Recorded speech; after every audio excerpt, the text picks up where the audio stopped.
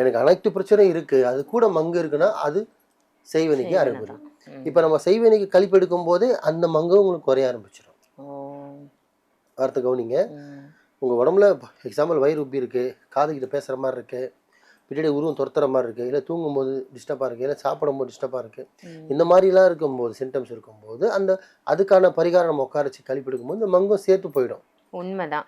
இப்ப நீங்க சொல்லும் போது எனக்கு ஒண்ணு ஞாபகத்துக்கு வருது. இங்க வரக்கூடிய நபர்கள் ஒரு சில பேர் நீங்க செய்வினை நீக்கிறத நான் பார்த்திருக்கேன்.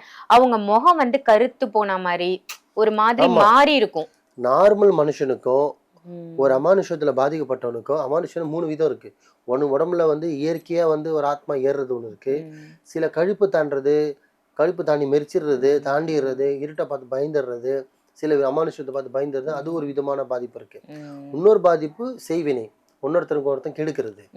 ஸோ பில்லி சூனை ஏவல்னு சொல்றாங்க, ஏவல்னு சொல்றாங்க, இந்த மாதிரி 3 பிரிச்சு சொல்லுவாங்க. ஆனா எல்லாமே ஒரு மனுஷனை கெடுக்கிறதுக்கு தான், வாழ வைக்கல அழிக்கிறதுக்கு. ஸோ அதை பண்ணும்போது அப்போ என்ன, உங்களுக்கு பிஸ்னஸ் போகுது, தொழில் போகுது, குடும்பம் பிரியுது, கணவன் மனைவி ரிலேஷன்ஷிப் பிரியுது, எல்லாமே பிரியுது. நட் ரோட்டுக்கு வரும்போது ஒரு மங்கு வர வைக்க முடியாதா சொல்லுங்க? அப்போ என்ன ஆகுதுன்னா அந்த மங்குக்குன்னு பண்றது கிடையாது, இவ்வளோ வாழ்க்கையில் இழந்து போகும்போது நிம்மதியில்லாத வாழ்க்கை இருக்கும்போது அப்படி என்ன ஆகும்?